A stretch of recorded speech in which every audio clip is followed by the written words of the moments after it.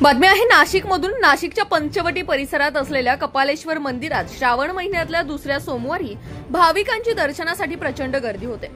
नाशिकच्या कपालेश्वर मंदिरात देशभरातून भाविक भक्त येत असतात। यंदाच्या दुसऱ्या श्रावण सोमवारी मंदिर परिसरात प्रचंड गर्दी पाहायला मिळाली। भाविकांना पहाटे 4 पासून ते रात्री 12 पर्यंत दर्शन घेता येणार आहे। दरम्यान कपालेश्वर देवस्थानच्या विश्वस्त श्रद्धा दुसाने कोतवाल यांनी महाराष्ट्र माझाशी बातचीत केली। पाहूयात।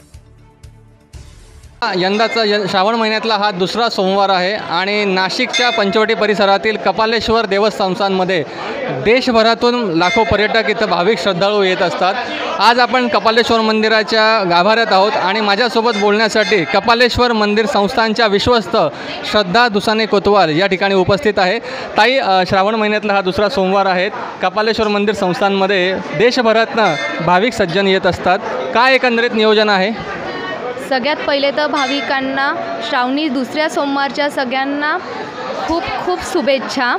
आणि कपालेश्वर संस्थान हे असं जगातलं त्रैलोक्यातलं एकमेव संस्थान आहे की तिथे नंदी हा मंदिरामध्ये नाही आहे। तर त्याच्यामुळे याची जी एक हिस्ट्री बघितली, याची जी एक स्टोरी बघितली, याचं जे एक म्हणजे तुम्ही जर का इथे बघितलं, भाविकांची गर्दी बघितली, इथे भाविकांची खूप श्रद्धा आहे ह्या मंदिरावरती आणि भोले बाबा सगळ्यांना भरभरून आशीर्वाद देतात।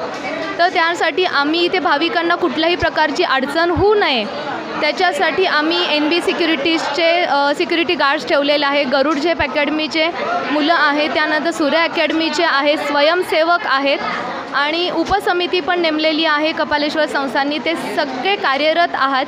त्याच्यामुळे कुठल्याही प्रकारचे चोऱ्या माऱ्या ह्या होत नाही आहे। पहिल्या होत होत्या पण आता कुठलाही मागचा सोमवार झाला, शनिवार झाला, हा दुसरा सोमवार आहे तरी अशा कुठल्या प्रकारच्या घटना घडलेल्या नाही आहे। आणि पहिले 2-2 तास दर्शनाला लागायचे पण आता हार्डली 20 मिनिटामध्ये प्रत्येक भाविकाचं दर्शन होतं आहे। एवढं नियोजन आम्ही आज केलेलं आहे। काही गर्दीचं नियोजन करत असताना खास करून महिला वर्ग मी बघतोय मोठ्या संख्येने इथं उपस्थित असतो। आपण देखील एक महिला प्रतिनिधी इथं आहात, तर महिलांसाठीची आणि आबालवृद्धांसाठीची काय इथं व्यवस्था असणार आहे?